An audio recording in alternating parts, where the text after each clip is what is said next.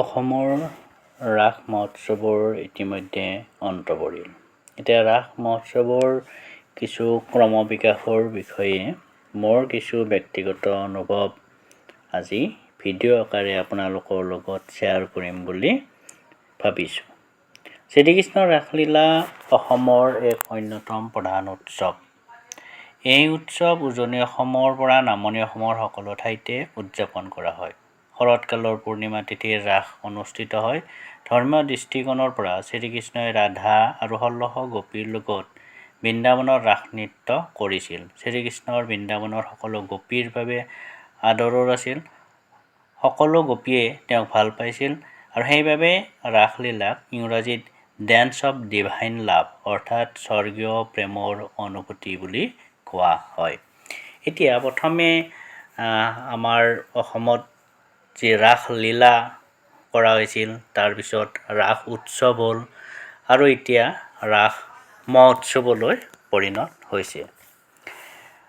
ৰাস মহোৎসৱ যদি মূলতঃ ধৰ্মীয় অনুষ্ঠান, কিন্তু তাত আচলতে কেইবাটাও দিশ জড়িত হৈ আছে।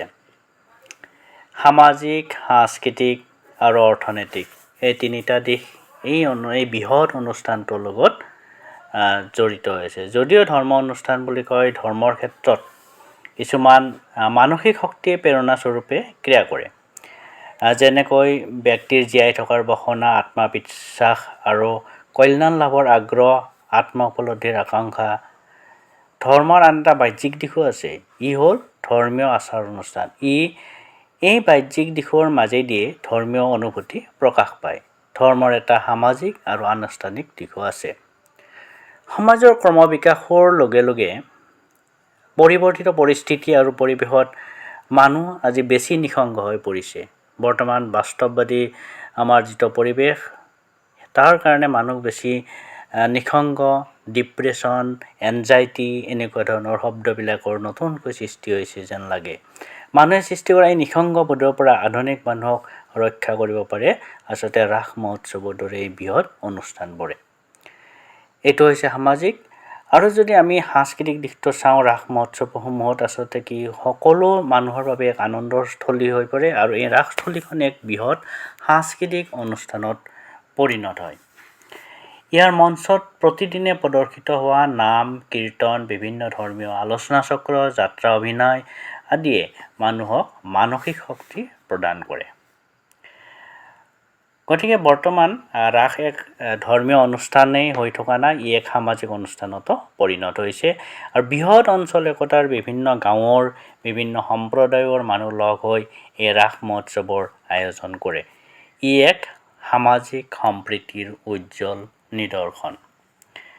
বৰ্তমান ৰাস মহোৎসৱে এক সাৰ্বজনীন ৰূপ গ্ৰহণ কৰা দেখা যায়। ৰাস উৎসৱত অকল কৃষ্ণ, গোপী, ৰাধা বা দেৱ-দেৱীৰ মূৰ্তিয়ে নাথাকে। বৰ্তমান সময়ত লগত খাপ খোৱা বিজ্ঞান, শিক্ষা বা বিভিন্ন সামাজিক সমস্যা আমি মৃন্ময় মূৰ্তিৰ জৰিয়তে উপস্থাপন কৰা হয় এই ৰাস ক্ষেত্ৰসমূহত। এতিয়া ৰাস উৎসৱৰ আটাইতকৈ গুৰুত্বপূৰ্ণ দিশটো হৈছে তাৰ অৰ্থনৈতিক দিশটো।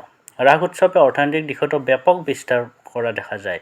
ভ্ৰাম্যমাণ থিয়েটাৰ, চাৰ্কাছ, পুতলা নাচ, যাদু প্ৰদৰ্শন, চাহপাতৰ দোকান, মণিহাৰী দোকান আদিৰ জৰিয়তে অলপ সময়ৰ বাবে হ'লেও অৰ্থাৎ কিছুদিনৰ কাৰণে হ'লেও কিছুসংখ্যক মানুহ আৰ্থিকভাৱে লাভান্বিত হোৱা দেখা যায়।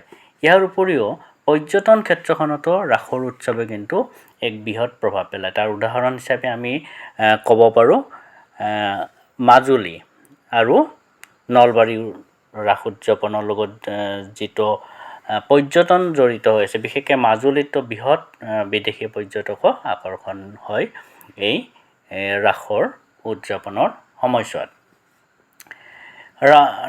হাৰ্বাৰ্ট স্পেন্সাৰে কৈছিল যে ধৰ্ম এক অনুমানিক ধাৰণা যি এই বিশ্বজগতক বোধগম্য কৰি তোলে। গতিকে ৰাস মহোৎসৱক অকল ধৰ্মীয় অনুষ্ঠান বুলি ই এক অন্যতম সামাজিক, সাংস্কৃতিক আৰু অৰ্থনৈতিক অনুষ্ঠান বুলিব পাৰি, যিয়ে মানুহৰ জীৱন যাত্ৰাত এক অৰ্থনৈতিক ৰসায়নৰ দৰে ক্ৰিয়া কৰে। এতিয়া আমি ৰাসৰ যিটো অৰ্থনৈতিক দিশ, সেইটোত আমি খাদ্যৰ এটা বিশেষ ভূমিকা থাকে। গতিকে আমি যদি এই খাদ্যখনত আমি অসমীয়া খাদ্য বেছিকৈ ব্যৱহাৰ কৰিব পাৰোঁ তেতিয়াহ'লে অৰ্থনৈতিকভাৱে লাভান্বিত হ'ব স্থানীয়